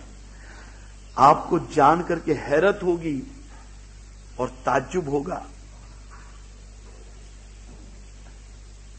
کہ صرف دعا کے حوالے سے تعویذات کا ہدیہ لینا تو چھوڑ دیجئے، یہ تو تصور بھی نہیں۔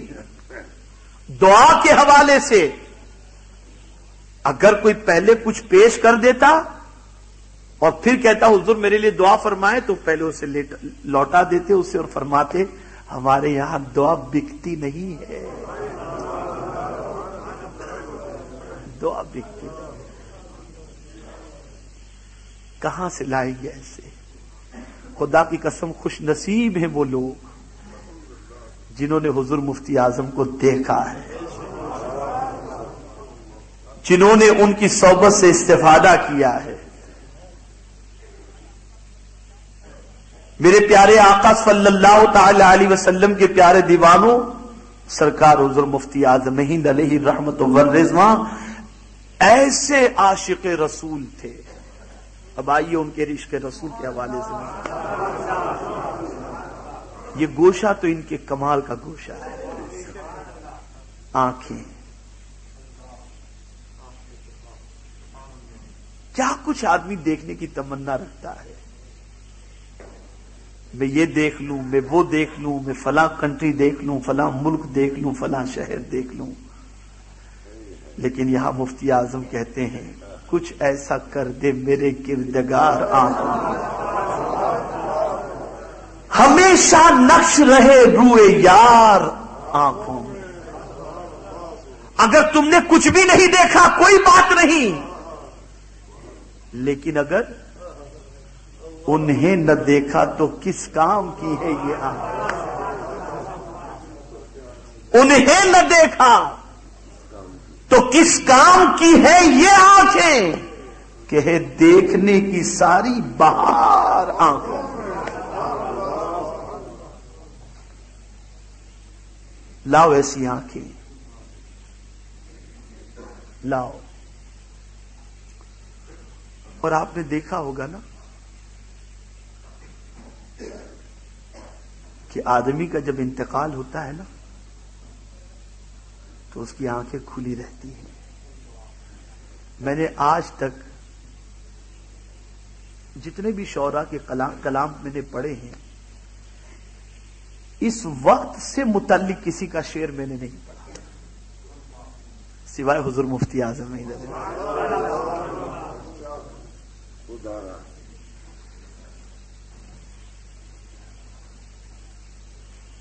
سرکار حضور مفتی اعظم ہند علیہ رحمت و رضوان یہ کھلی ہوئی آنکھ کے حوالے سے فرماتے ہیں، کھلے ہیں دیدے عشاق خواب مرگ میں بھی، کھلے ہیں دیدے عشاق خواب مرگ میں بھی،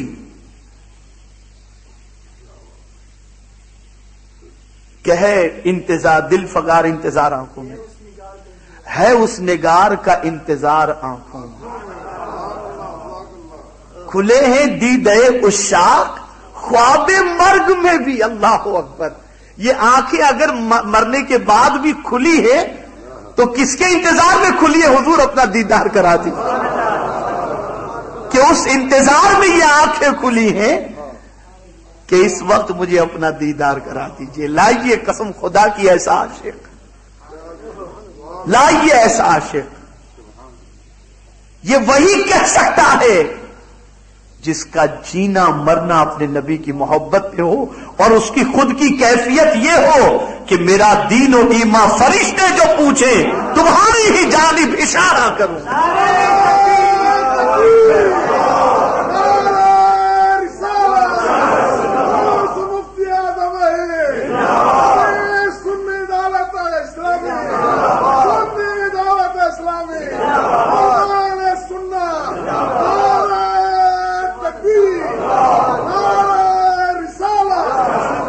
اور میں چیلنج کے ساتھ کہتا ہوں، سرکار حضور مفتی اعظم ہند علیہ الرحمہ نے اپنے گھر میں بھی کبھی کسی سے یہ نہیں کہا مجھے کھانا دو.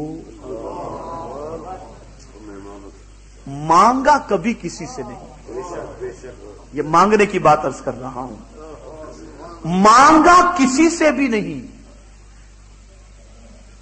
بیٹا مجھے پانی دو، اتنا پیسہ دو، کھانا دو، نہیں. اس لیے کہ خود ہی کہتے ہیں تیرے در کے ہوتے کہاں جاؤں پیارے، تیرے در کے ہوتے کہاں جاؤں پیارے، کہاں اپنا دامن پسارا کروں میں، مجھے اپنی رحمت سے تو اپنا کر لے، سوا تیرے سب سے کنارہ کروں. کبھی نہیں. اور اسی وجہ سے ایک مرتبہ ایسا ہوا کہ سرکار حضور مفتی اعظم ہند علیہ الرحمہ گھر میں کوئی فنکشن تھا اور ان کو کھانا دینے کے لیے لوگ بھول گئے تو انہوں نے مانگا بھی نہیں، اور اسی میں ایک دن پورا گزر گیا. پھر خیال آیا کہ مصطفیٰ رضا خان تو مانگتے تو ہے نہیں. آپ ذرا سوچو، گھر والے بھی اس کیفیت سے واقف تھے. اور ایک بات عرض کروں، وہ صرف خود ہی عامل نہیں تھے بلکہ انہوں نے اپنے گھر والوں کو بھی عمل کا ایسا پیکر بنایا تھا کہ آپ کو حیرت ہوگی کہ غیر مردوں سے نامحرم سے عورتوں کے لیے جو پردے کا حکم ہے کہ بھئی نامحرم سے وہ بچیں، غیر محرم سے وہ بچیں، آپ کو حیرت ہوگی ان کے گھر کی خواتین کا اور پیرانی ماں کا عالم یہ تھا کہ ان کو بے نمازی عورتوں سے بھی پردے کا حکم تھا. وہ بے نمازی عورتیں جو ہوتی تھی اس سے بھی وہ پردہ کرتی تھی. یہ گھر کے اندر تقوی کی کیفیت تھی، یہ گھر کا حال تھا. میرے پیارے آقا صلی اللہ تعالی علیہ وسلم کے پیارے دیوانوں، سرکار حضور مفتی اعظم ہند علیہ الرحمت والرضوان کی زندگی ایک ایسی مثالی زندگی ہے، تقوی و طہارت کی وہ پیکر زندگی ہے کہ ایسی زندگی اور ایسی زندگی کے اندر ایسا اللہ اور اس کے رسول جل جلالہ و صلی اللہ تعالی علیہ وسلم کے ارشاد پر عمل کرنے والا ماضی قریب کے اندر اگر ہم ڈھونڈیں تو ڈھونڈے سے نہیں ملتا. اور آپ کو سب سے بڑی بات یہ جاننے کو ملے گی کہ جب تک سرکار حضور مفتی اعظم ہند علیہ الرحمت والرضوان اس فرش گیتی پر جلوہ گر تھے، سنیوں میں بڑا اتحاد بھی تھا. بس حضرت فرما دیتے ختم، معاملہ وہیں پر فنش ہو جایا کرتا تھا. ایک مرتبہ سرکار حضور محدث اعظم ہند علیہ الرحمہ تشریف لا رہے تھے اور سرکار حضور مفتی اعظم ہند علیہ الرحمہ سامنے سے تشریف لے جا رہے تھے. اب دونوں کی ملاقات کا منظر دونوں کے مریدین دیکھنا چاہتے تھے کہ کیا ہوتا ہے. سرکار حضور مفتی اعظم ہند علیہ الرحمہ بڑھے اور بڑھ کر کے حضور محدث اعظم ہند علیہ الرحمہ کے ہاتھ کو انہوں نے چوم لیا، اور ادھر حضور مفتی اعظم ہند علیہ الرحمہ بھی بڑھے اور انہوں نے بھی کوشش کر کے حضور مفتی اعظم ہند علیہ الرحمہ کے ہاتھ کو بوسا دیا. دونوں اپنے اپنے مقام پر اپنے لیے چلے گئے. اب مریدین بیٹھے تو گفتگو شروع ہوئی. حضور محدث اعظم ہند علیہ الرحمہ کے مریدوں نے سرکار حضور مفتی اعظم ہند علیہ رحمہ کے حوالے سے پوچھا حضور محدث اعظم ہند علیہ رحمہ سے کہ حضرت انہوں نے آپ کی دست بوسی کی، یہ تو ہم کو سمجھ میں آتا ہے کہ انہوں نے نسبت رسول کا خیال کیا اور انہوں نے آپ کا ہاتھ چوما، لیکن آپ نے ان کی دست بوسی کیوں کی؟ آپ نے کیوں کی؟ ارشاد فرماتے ہیں انہوں نے نسبت رسول کا احترام کیا اور میں نے ان کے عشق رسول کا احترام کیا، میں نے ان کے عشق رسول کا۔ آپ سوچو کیا کیفیت تھی ان بزرگوں کے اندر، کیا ایک دوسرے کا لحاظ تھا۔ آل انڈیا سنی جمعیت العلماء کی صدارت کا مسئلہ ہوا، حضور سید العلماء علیہ رحمہ بھی تھے، حضور محدث اعظم ہند علیہ رحمہ بھی تھے اور حضور مفتی اعظم ہند علیہ رحمہ بھی تھے۔ اب مریدین کا تو آپ مسئلہ جانتے ہی ہیں، بس حضرت آپ کو ہونا چاہیے، حضرت آپ کو ہونا چاہیے، حضرت آپ کو ہونا چاہیے، سب اپنے اپنے حساب سے۔ میٹنگ ہوئی، کون بنے گا صدر؟ سرکار حضور مفتی اعظم ہند علیہ رحمہ کھڑے ہوئے، ارشاد فرمایا میں اعلان کرتا ہوں حضور سید العلماء علیہ رحمہ کے نام کا کہ وہ سنی جمعیت العلماء کی صدارت کو قبول فرمائیں۔ ادھر حضور محدث اعظم ہند علیہ رحمہ کھڑے ہوئے، میں ان کی تائید کرتا ہوں۔ بات ختم ہو۔ یہ عالم تھا۔ میرے پیارے آقا صلی اللہ تعالی علیہ وسلم کے پیارے دیوانوں، ان کی زندگی پڑھو اور صرف پڑھنے کے لیے مت پڑھو، عمل کرنے کے لیے پڑھو۔ اور پھر میں یقین کے ساتھ کہتا ہوں ان کے نقش قدم پر چلو گے، اللہ یہاں بھی عزت اور محشر میں بھی عزت عطا کرے۔ اور میں آپ کو یقین کے ساتھ کہتا ہوں سرکار حضور مفتی اعظم ہند علیہ رحمت و رضوان نے جو اہل سنت و جماعت میں یونٹی قائم کر کے رکھی تھی، علماء سے خود ملنے تشریف لے جاتے تھے، اور جب جاتے تھے تو علماء خود حیران ہو جاتے تھے، اور پھر اس کے بعد یہ پوزیشن ہوتی جب تک حضرت قیام فرما ہوتے تھے علماء کا جم گھٹا ان کے پاس تشریف لے جایا کرتا تھا، اور علماء کی جگہ بہت قریب ہوتی تھی، بہت قریب۔ آپ کو حیرت ہوگی مخلوق خدا کی خدمت کا جذبہ کتنا حضور مفتی اعظم ہند علیہ رحمہ میں تھا کہ بریلی شہر کے اندر گورنر، حکومت ہند کا گورنر، وہ ملنے کی غرض سے آیا، ابھی وہ راستے میں تھا اور یہاں اس کے آنے کی اطلاع حضرت کو دی گئی، اور ابھی اطلاع حضرت کو دی گئی اسی موقع پر ایک شخص حاضر ہوا اور کہا حضور میرے بچے کی طبیعت بہت خراب ہے، حضرت آپ چلیں۔ حضرت رکشہ پر سوار ہوئے اس کے ساتھ چلتے، لوگوں نے کہا حضور گورنر آ رہا ہے، کہا سنو درویش کے یہاں ان لوگوں کی کوئی ضرورت نہیں ہے، ایک مریض کی عیادت کی فضیلت میرے آقا نے فرمائی ہے، اور مومن مریض کی عیادت کرنا یہ اس مومن کا حق ہے، اگر میں نے ادا نہیں کیا تو قیامت میں میری پرسش ہوگی۔ گورنر کی ملاقات کو ٹکرا دیا، لیکن مومن کی تیمارداری کو سرکار حضور مفتی اعظم نے نہیں ٹکرایا۔ ہے اس بے باکی کے ساتھ عمل کرنے والا کوئی آج ہے؟ کوئی؟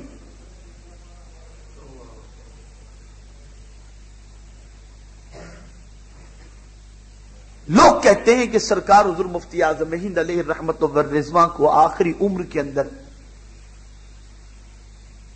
معاذ اللہ نسیان لاحق ہو گیا تھا، اس لیے بار بار نماز کے بارے میں پوچھتے تھے۔ نہیں، یہ معاملہ وہ نہیں تھا۔ پوچھو حضرت سفیان ثوری کے حوالے سے، جنید بغدادی سے، ان سے اسی قسم کی حالت کے بارے میں پوچھا گیا تھا کہ محدث وقت حضور حضرت سفیان ثوری علیہ رحمت و رضوان کی یہ کیفیت ہے، تو انہوں نے ارشاد فرمایا کہ جب نماز کا وقت ہوتا ہے تو کیا ہوتا ہے؟ کہا نماز کے وقت ان کا حال اچھا ہو جاتا ہے۔ کہا پھر وہ ٹھیک ہے۔ میرے مفتی اعظم کا حال بھی یہی تھا، یہی تھا۔ وہ بار بار نماز کے بارے میں پوچھا کرتے تھے، ادا کر کے بھی پوچھا کرتے تھے تاکہ قلبی اطمینان ہو جائے، اے رسول اعظم صلی اللہ علیہ وسلم کے دیوانوں، انہوں نے اپنے ماننے والوں کو درد دیا، میرے ماننے والوں اگر سچے میرے عاشق ہو تو میرے نقش قدم پر چلو، نماز کی پابندی کرو، برائی سے اجتناب کرو۔ اور آپ کو میں تعظیم نعت رسول کا واقعہ بتاؤں تو آپ کو حیرت ہوگی، یہ خود آنکھوں دیکھی پوزیشن ہے۔ ایک کمرے میں سرکار حضور مفتی اعظم علیہ رحمہ چارپائی پر تشریف فرما ہے، اور باہر ان کے کمرے کے ایک ٹیپ رکھا ہوا ہے، نیچے رکھا ہوا ہے، نعت شریف اس میں چل رہی ہے۔ سرکار حضور مفتی اعظم علیہ رحمہ کے کانوں تک نعت کی آواز پہنچ جاتی ہے، اٹھتے ہیں، یہ کہاں سے نعت کی آواز آ رہی ہے؟ لوگوں نے کہا حضور یہاں یہ ٹیپ پڑا ہوا ہے، اس میں نعت کی کیسٹ لگی ہوئی ہے۔ حضرت نے ٹیپ دیکھا، اسے گود میں اٹھایا، لائے اور لا کر کے اپنی چارپائی پر رکھ دیا۔ اب ادھر نعت چل رہی تھی، حضور مفتی اعظم چارپائی کے نیچے بیٹھ کر نعت سن رہے تھے۔ آپ ذرا سوچو، اتنا احترام سرکار کی نعت کا انہوں نے کیا ہے، اور دنیا کو بتا دیا کہ سرکار کی محبت کیا چیز ہوتی ہے۔ عشق رسالت مآب صلی اللہ علیہ وسلم کتنے بڑے سرمایہ کا نام ہے۔ آج ہم اور آپ خوش نصیب ہیں کہ اس عظیم ذات کی بارگاہ میں خراج عقیدت پیش کر رہے ہیں۔ میں ہر سال اپنے گاؤں جایا کرتا ہوں، جس گلی میں میں حضور مفتی اعظم علیہ رحمہ کے ساتھ چلا تھا، اور وہیں میں عرس نوری مناتا ہوں۔ لیکن خطیب صاحب سے میں نے اس بار، ان کا بہت اصرار تھا تو میں نے ہاں کہہ دیا تھا، اور پھر مجھے خیال آیا کہ میں تو کہاں جاتا ہوں، اور میں نے جاؤں نہ جاؤں، پھر میں نے کہا نہیں، میں نے وعدہ کر لیا ہے، مجھے ادھر ہی جانا ہے۔ اور آج میں آپ کے سامنے ناسک کی سرزمین پر سرکار حضور مفتی اعظم علیہ رحمہ کا ذکر کر رہا ہوں۔ بس ان کو اپنا آئیڈیل بناؤ، ان کے نقش قدم پر چلو، ان کے وسیلے سے دعا کرو۔ میں آپ کو یقین کے ساتھ کہتا ہوں کہ کسی نے بہت خوب کہا ہے کہ جس نے حضور مفتی اعظم علیہ رحمہ کو دیکھا، اگر کبھی اس کی دعا کو مقبول کرنا ہو تو اللہ کی بارگاہ میں اس تصور کو یاد کرے اور کہے کہ پروردگار، میں اس ذات کے وسیلے سے دعا کرتا ہوں جس کا چہرہ میری نگاہوں میں سمایا ہوا ہے، اس کی دعا قبول ہو جائے، اس کی دعا قبول ہو جائے۔ بس انہی کو آئیڈیل بنانا ہے، ان کی تعلیمات پر عمل کرنا ہے۔ اے رسول اعظم صلی اللہ علیہ وسلم کے دیوانوں، سرکار مدینہ صلی اللہ تعالی علیہ وسلم کے صدقہ و طفیل اللہ ہم سب کو سرکار حضور مفتی اعظم علیہ رحمت و رضوان کے نقش قدم پر چلائے۔ یہ ناسک شہر یہ بزرگوں کی آماجگاہ رہی ہے، یہاں بڑے بڑے بزرگ تشریف لائے، اکابرین تشریف لائے، سب کے قدم مبارک اس سرزمین پر پہنچے ہیں، اور سب نے فیوز و برکات سے اس شہر کو مالا مال کیا ہے۔ اس شہر کو ناپاک لوگوں سے بچاؤ، گستاخوں سے بچاؤ، سرکار کے دشمنوں سے بچاؤ، اور اس طریقے سے منظم ہو جاؤ کہ یہاں کے در و دیوار سے الصلاۃ والسلام علیک یا رسول اللہ کی صدائیں آنے لگ جائیں، بچہ بچہ عاشق رسول بن کر کے ہر گھر میں مصطفیٰ پیارے کی میلاد کا سلسلہ شروع ہو جائے۔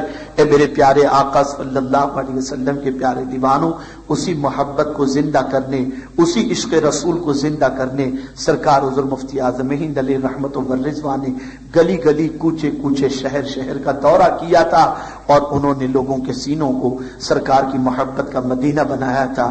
آج ہماری ذمہ داری ہے کہ ہم ان کے فیوز و برکات سے استفادہ کرتے ہوئے اسی پیغام کو دوسروں تک پہنچانے کی کوشش کریں۔